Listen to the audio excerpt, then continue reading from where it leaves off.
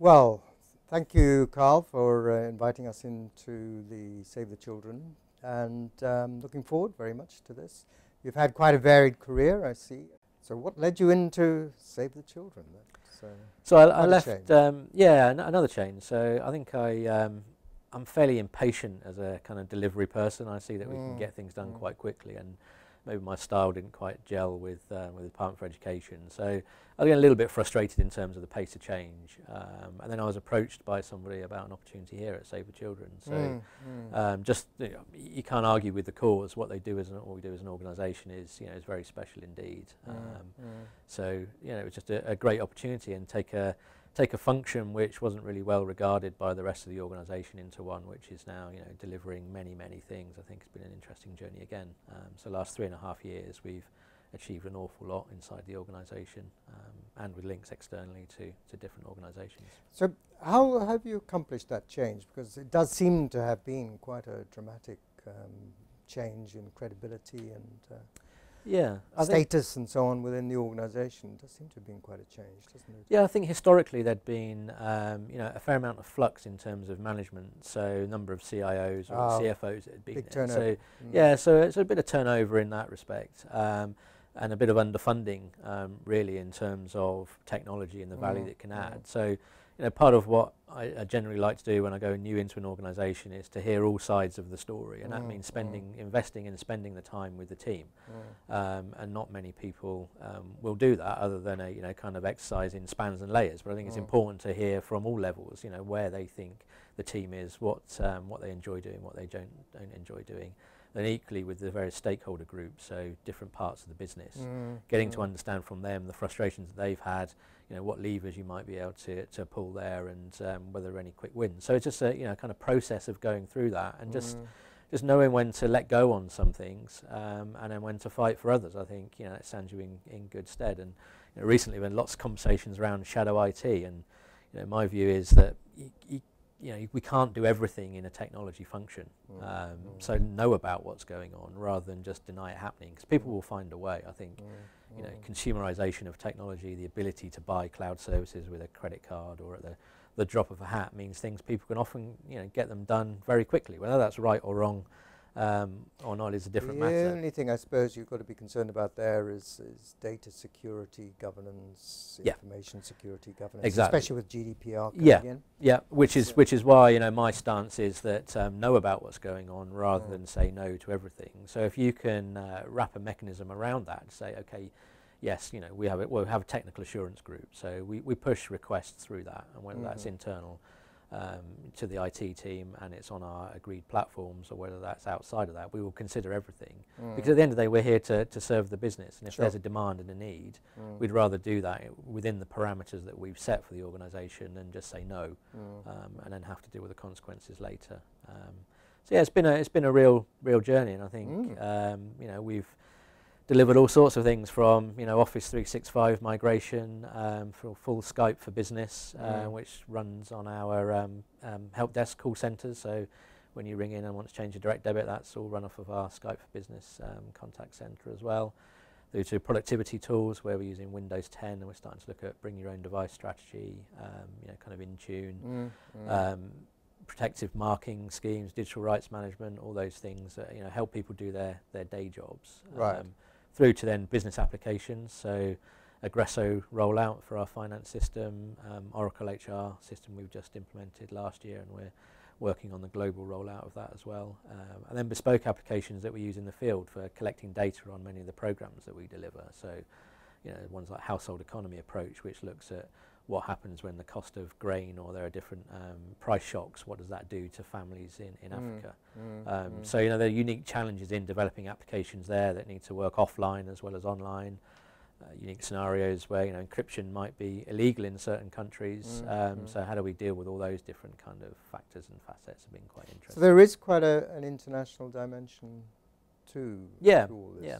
We work closely with Save the Children International and other member countries to deliver a portfolio of work. But where we're the subject matter experts within the UK, we'll look to develop applications that support the work that we do on the ground. As I mentioned, household economy approach, we have a similar one with cost of diets. We've worked with JP Morgan on a bit of a hackathon for an app that that kind of records baby weights, those kind of things, so that we've got the analysis, and that's really a kind of key pillar of where we're going in terms of our digital experience, certainly, and our supporter engagement is to have a much richer relationship with the people that we work with, whether that's donors or supporters, and part of that story has got to be the data collection in the field, so that we're able to evidence impact and we're able to point to that when we're telling a story.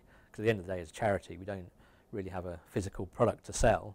It's more of an emotional attachment. So that's where we're moving, is to a much more richer, rewarding relationship with our supporter base and with our donors.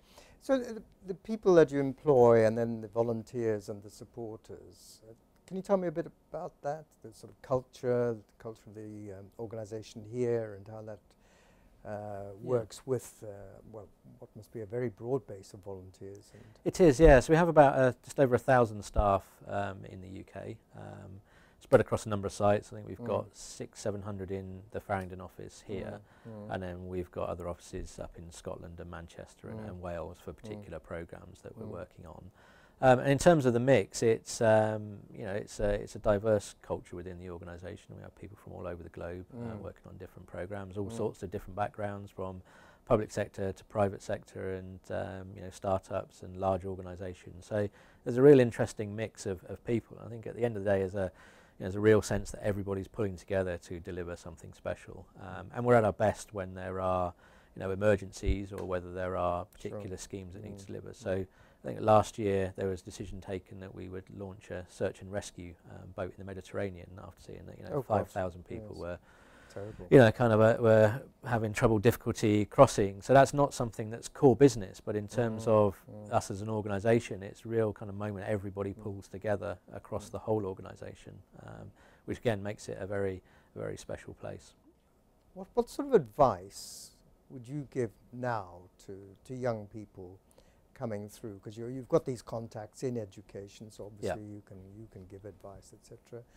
And I see you've got the interest in women in IT and the younger women in IT. What sort of advice would you give to youngsters now? Is this a good career to follow? Is this a good business to be in? It's definitely it is a good career to be in. I mean, it can be what you want it to be, really. I think that's my advice overall, is get exposure to as many different things as you can do. So I have somebody working with me at the moment who joined me on a placement scheme whilst I was at Partnerships for Schools at university. So my advice to him then was, try as many things as you possibly can while you're here for the year, and then work out what would be interesting. He then came back as when he graduated and worked with me again, and he's still kind of exploring, but settled on the fact that he wants to do development work. And I think having given him exposure to lots of different areas, that helped him settle.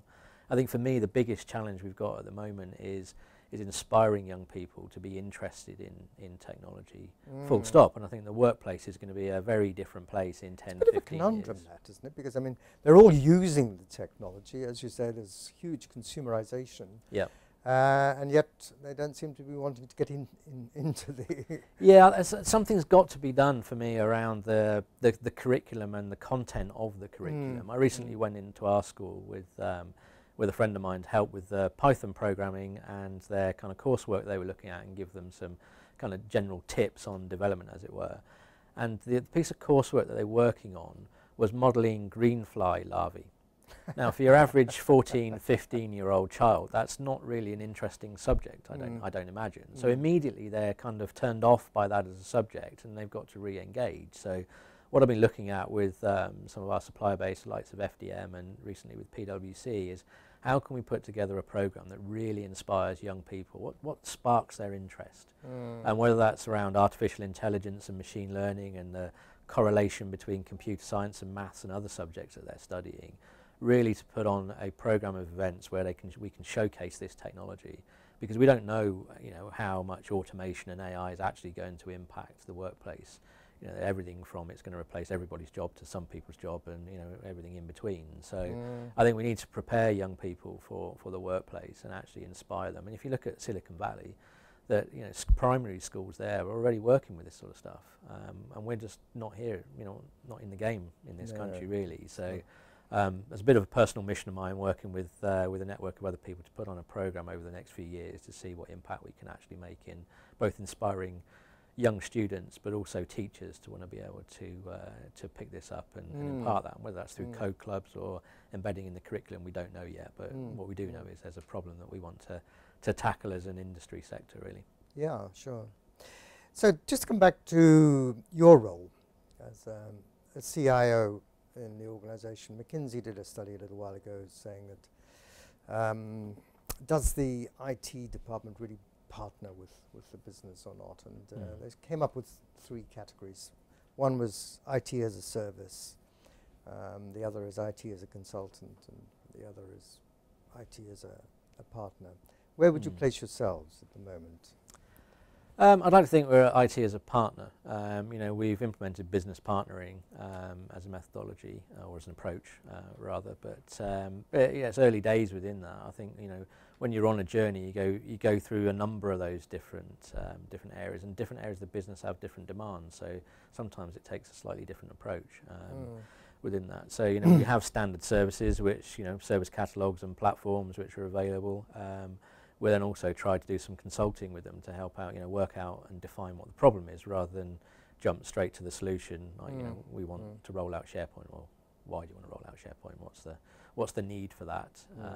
And the business partnering piece is is going to be a real key going forward. I think that's where we're going to be working hand in hand. How do you make that work? Because I've seen many attempts at it, and sometimes it works, sometimes it doesn't. Sometimes the business partner goes native and goes into the business and doesn't come back. Well, we've had some instances of kind of project management doing that side of things. I think it's about building those relationships and being clear with all involved about what we're here to do, what we provide. And the business partners we've got have really built good relationships with the rest of the business. And that's as much about us telling our story and what we can do, as much as listening to what their requirements and needs are. And most of my job as a CIO is that kind of relationship building and networking and making sure that we're taking pragmatic stances and views. Back to my earlier points around the kind of shadow IT and saying no. If we've lost the battle, if there is a battle, if we say no, sorry, what's the question, which is the approach that you kind of often find in many organisations. So I think we're working hard to make sure that we do collaborate and we are properly in partnership, and that means that the teams are working in areas of the business. And if we look at what we've done with the digital team, as we're gearing up to launch our new digital platform in August, that's very much a multidisciplinary team. So whether you call that a scrum or a tribe or a squad or anything else, that's a real mix of digital marketing specialists from the brand and marketing team, technical specialists from our data and development team in technology, and from the core CRM data team, which sits in the brand team as well. So it's a real mix of people all come together to work together, and that's really kind of business partnering in a sense. We don't have a business partnering person dedicated to that, but we collectively took the approach to say, to make this work, we can't operate in a siloed, throw the requirement over the wall mentality. It's really got to be everybody working together. I think that's the next phase of evolution for us as a technology team, is how do we then take that approach internally, so that we're less structured in our 4 core departments, and actually maybe moving towards more of that practice-based approach, where we have practice heads that are there for the nurturing and the kind of care for the staff, and actually the resource management and everything else is handled at a more granular level, so teams become a bit more autonomous and manage their own workloads. Oh, so that's interesting. And they'd be sort of project focused, or? We've yet to decide. I mean, because we've got 3 core strategic pillars, for example, our world-class impact, which is the impact that we make for children on the ground, what are our programs we deliver, Cause of Millions, which is our supporter-centric program and our outstanding organisation one. So we could structure around those as strategic pillar boards. We could structure around technology. It's a business focus then, isn't it? Yeah. We could structure ourselves around our technology platforms because they're cross-cutting, or we could structure ourselves around individual projects. So we're just looking at the different models of that, because each has their own kind of quirks and different challenges. So that's the journey we're on with that one at the moment.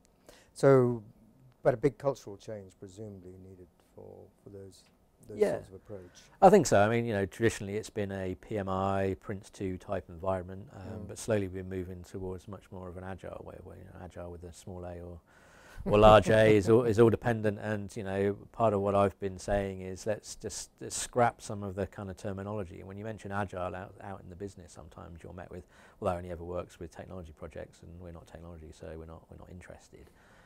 I think strip away that, and once you start talking about collaborative team working, which is essentially the same sort of thing, people then stand up and start to listen and engage a bit more. So I think we need to demystify some of the kind of terminology that's used within the industry and just make it a bit more plain English for general business folk that might not understand. So the digital program, the digital transformation program, what's the extent, what's the scope of it, what is it doing? So we had 3 phases. We're on phase 2 at the moment. So the first phase was around our the original platform, which was Drupal based, and we called that Brilliant Basics. So that was just about shoring up the infrastructure, making sure it's resilient, doing some search engine optimization, that kind of work, just making sure that was stable. So and getting robust. the platform and the base solid. And yeah, well, the platform that's in existence at the time. I mean, digital used to sit wholly within the marketing department. About 18 months ago, a decision was made to move the technology element of that into the IT team and retain the brand marketing side in marketing. So that enabled us to apply the same kind of control as we would have had around release management and testing processes, for example, onto that platform. So 6 months was spent just getting that back into a shape that you need that stability and resilience in the digital platform really to enable you to move on. Exactly, particularly as we don't know when an emergency might hit, so we need the website to be responsive and work. We have big campaigns, so Christmas Jumper Day, for example, is a big time of year, believe it or not, from sort of August, September time onwards for us, culminating in everybody wearing a Christmas jumper over the Christmas period. So there's lots of demand and pressure on the website there. So that was really about making sure that was resilient and responsive at that particular time. We then moved into procure a new set of technology for the digital platform, which we're going to be launching in August. So that's based around the Adobe Marketing Cloud. I saw that, yeah. So we use an experience manager for content management and then analytics and target. And all of that, as I mentioned earlier, is to enable us to have a stronger connection to our supporter base. And that is, as I say, we don't have a product to sell. So this is really about our storytelling and our engagement and making it much more personalised. So rather than it being a traditional push, it can be a bit of a pull, and us thinking, actually, this is what people want to hear about. Actually, if you have an interest in education in war zones, for example, that hopefully we'll be able to serve you content that's relevant to you, rather than it just be a blanket-based approach. So that's phase 2, which we're kind of getting in that platform, and then phase 3 will be how do we take that to the next stage, and then we're working hand in hand with the fundraising and brand marketing team there. So working with marketing and because I was going to ask you a few questions around the myths about digital. And one of those is, of course, around digital's purely about the consumer and customer and citizen engagement, isn't it? Yeah, I think there's often the focus is, digital is external and internal just kind of carries on regardless. But that's something, in government there are a number of conversations around, user first, but it was all citizen facing. Now, in a large government department or a small government department, you've got a bunch of users which are internally focused. So if you're not applying the same sort of standards and process for me to your internal systems, you're then effectively fast becoming inefficient, and then eventually you'll be unable to serve your customers because there's no good having a laborious, lengthy process internally, which you then have to interface to a website or a presence where you want to be able to react very quickly. So if you want to be in the moment with your supporters or your customers, you need to be able to have the systems and processes internally that react and support that as a mode of working. So you've done quite a lot of work on your CRM systems. Yes, we have a CRM system that's been here a while. So there's a core CRM team which sits in the brand and marketing team, which does looks at our propensity modelling, our supporter centricity approach. So we work with them to model what that's going to look like. But really, that does handle our offline and online media, and I think that's for the future. That's where there's going to be much more insight in terms of the analytics we can capture from the website and social media, through to merging that with offline as well. So you're doing that at the moment? That's in the plan. So the analytics, machine learning and so There's been analytics. So there's I say propensity modelling is handled within that core team. They've done a couple of machine learning pilots within there, and again we're looking at future strategy, what we might do with artificial intelligence, for example, how that might work together. And people don't necessarily think that charities are doing this sort of work. I think I was at a that's I noticed actually from a lot of the comments that you had in your your website, etc. You are doing a lot of what looks like quite avant-garde stuff. I mean, you're certainly talking about things like blockchain, and drones, and AI, etc., and IoT, and it seems quite forward-looking and it is. Go. Well, I think as part of the CIO role is to look at how you can add value to the business, and a part of that is keeping an eye on future trends and what's happening. Blockchain's everywhere at the moment. It's a bit like the Wild West. There's so many different flavours of it.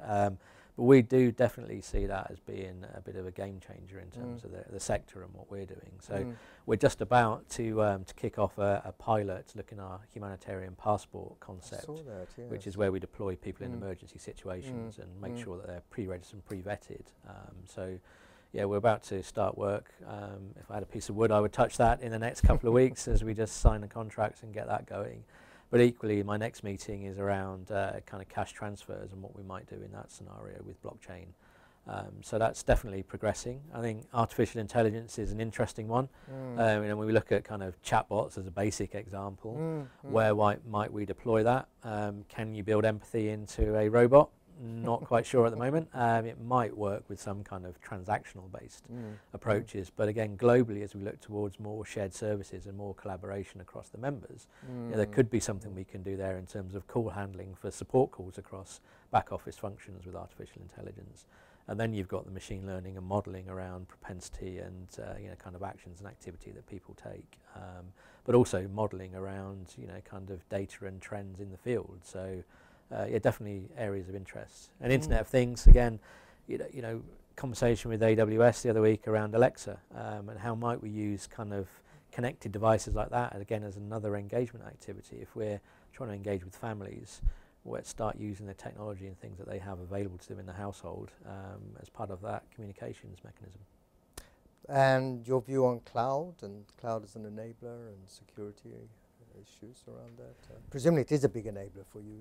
It is, yeah. So we have a mixed model at the moment, but our core Office 365 platform, our CRM, SharePoint platforms are all either in the cloud or moving to the cloud. And we have a number of instances in AWS, which we have to run various websites and presence and services. So for us, again, that is a big enabler, a move into the model of consumption-based pricing rather than big capital outlay is again an interesting one. We have a information security officer that sits within our risk team, so separate from IT, so we're not marking our own homework. So the same rigor is applied, in terms of that validation of security and process from Ray and the ISO team is to any project that we approach. So it's approached in the same way, and it's a risk-based approach.